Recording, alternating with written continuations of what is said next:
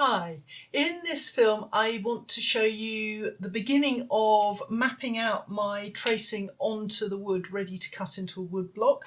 So I've got my master tracing here. This is the orientation of my drawing, and now I'm going to flip it over to reverse that so that my print is in the correct orientation when it's finished. So if you watched my previous film, you'll have seen a little bit about the Japanese registration system and how it works. When it comes to this print, I haven't actually decided how many blocks I need yet for it, and the way that I'm working and the way that I normally work is quite organic. And so I sometimes just make a start on mapping out and cutting, and then I will add blocks as I need them. Sometimes I cut blocks and I don't use them. I find that when I get to the end print that they're not actually necessary. I try and avoid that, but it does happen sometimes. So I know that these two parts of the image are very, very separate. This one has got that piece of yew with the wood grain to incorporate, and I'm just not going to worry about that bit now. So I'm going to start working with this foreground, which is going to be much bolder and probably quite a bold colour as well. And I've been thinking about how I want to show this, and I've worked out that I actually want 4 blocks to begin with. And those 4 blocks are going to comprise a block for the colour of the stones, and a block for the colour of the turf, a block for line detail, and a block to put shadows both on the stones and onto the turf. And I'm going to talk about using shadow blocks with transparent layers a bit more as we get onto the printing stage. So that's 4 blocks to start with, and I'm going to map them out. The first block I'm going to map out onto the shina ply here, and with plywood it doesn't matter which way round you map your wood. You map your block rather. It can even be at an angle if you want. It doesn't need to bear any relationship to the sides of the wood. What you do need when you do this is you need space to mark out your Kento, those 2 slots to fit your paper onto, your print paper onto, that I showed you in the previous film, and space for your block. So this part of the picture, completely irrelevant at the moment. We're only dealing with this bit here. So this will certainly fit onto this piece of wood. And I'm just looking at this. Can I get 2 out on the same piece? I'm not convinced that I can. If I can't get 2 pieces out, I might be able to if I turn the wood around. I'll see. If I can't get 2 pieces out on this piece of wood, doesn't mean this area will go to waste. I'll just use it for a block for a different print at some point.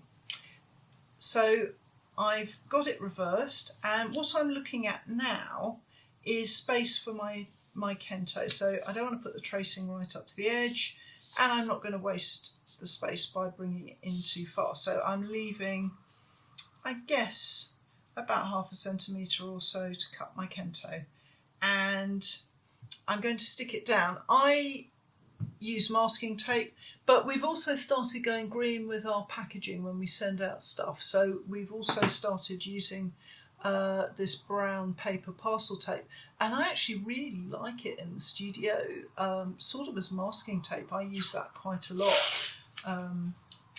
I think it's sort of reasonably economical to use as a sort of masking tape, and it's nice and sturdy. So I'm just going to stick my tracing down before I do anything else. And this stage, it is really important that you're accurate. However spontaneous, and believe you me, I'm going to draw on this wood and I probably paint bits of it and all sorts of things as we go along. However spontaneous you are, it is absolutely critical that you get the registration accurate, tidy and spot on. Otherwise you're just setting yourself up for a whole load of grief later So however much you may hate it, take your time, have sharp pencils, have a good steel rule, and do it properly, and then you'll save yourself a world of grief later. So I've got this now firmly attached, and I've got space for my Kento. So the next thing I need is carbon paper. I use office carbon paper, and if you're using carbon paper like I am, or if you're marking on the wood with a pencil, none of that will transfer onto the print. So don't worry about carbon transfer. In lino cut it's more of a problem. If you've watched both my series on lino cut printing, you'll know that I've done episodes on how to work with carbon transfer and stuff like that. Not a problem for Japanese woodblocks, so that's one headache we don't have. So I've got some carbon paper here. The stuff that I use, I got it online, and it's double-sided. It doesn't have to be double-sided, it just happens that it is. If it's not double-sided, then it's the shiny side down to the wood that you want to use, and I'm just going to pop that carbon under there so that it's... I'll move it up when I do this little bit at the end. So the first thing I'm going to do is mark out my Kentos, and I do that first because I've got a memory like a sieve and I forget to do it if I leave it till the end. So all I'm going to do is hold my tracing paper down, and I've got a sharp, hard pencil here for doing the tracing, and actually I don't want that to mark the Kentos. It's too hard, it'll be difficult. So I'm going to use a softer pencil to actually draw on directly onto the wood to mark my Kentos, and all I'm going to do is run that pencil down the tracing paper to make that L shape. So it's about 1.5 centimetres line that I'm drawing there, or 1 inch, I guess, old money. It's a guide to hold the chisel against when I cut it, and you'll see in a later episode when I'm cutting Kentos how that works. So that's the corner one done. The other Kento, I want to prop the paper on at the right height, so I'm going to put it at about, I guess about 3 centimetres in from the end here. And again, it's just a line along the tracing paper. You want it, don't put it too far up this end of the picture, because remember, it's holding the paper steady at the right height, and if the Kentos are too close together, it's harder to hold the paper and it might just move a little bit. So there we go. So my Kento is actually here and here. Okay, and that's the registration. That's all you need to do to mark out the registration. The only other thing that's absolutely key is do not move your tracing after you've marked out the registration. And that's why in an earlier programme I was explaining that this is plastic tracing film. If you use paper-based tracing paper and you do all this and you go off for lunch or whatever and there's a massive rainstorm, the paper can change shape and you will lose registration. So, just bear that in mind. Plastic film is nice and stable. So now I'm ready just to map out this area. So I'm going to start by mapping out the whole drawing here onto this, this particular piece of wood. And that is going to be the basis of my block, which is going to have all the line detail on it. So I'm going to get my steel rule and just map the edge here.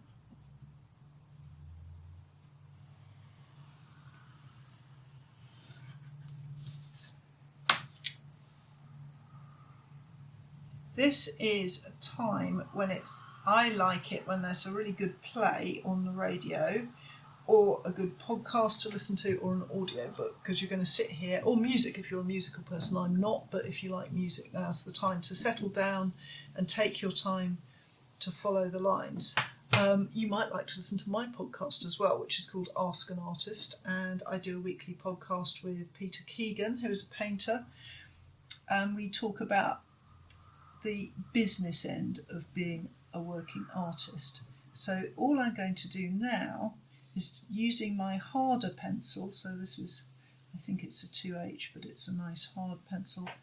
I'm going to start mapping out my blocks. Oh, and the other thing I forgot is I need to know where that edge is too, so I'm just going to run the pencil along the edge there.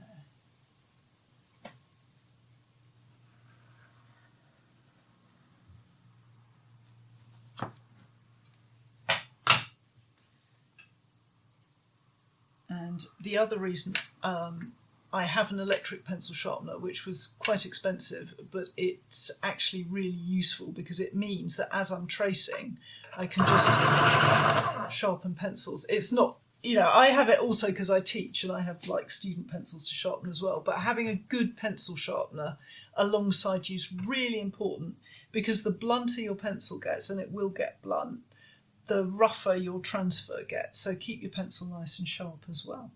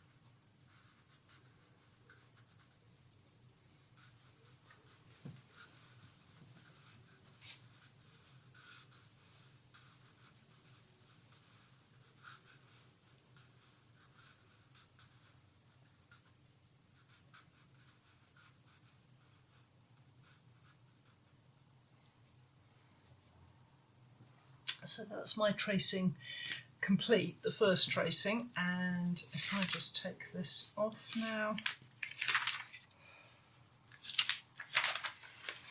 you can see the end result here. So this is going to give me my outline block, and it looks like a horrific bit of cutting, but I'm actually not going to be slavishly following every line, and I'm going to be drawing in some extra bits as well. So you'll see it cut and me cutting it in a future film. But for the moment, hopefully that's given you an idea about the transferring the print. The need to be nice and accurate, so the Kento here absolutely relate to this print, because I can be quite flexible within this foreground area in terms of exactly what lines I cut here.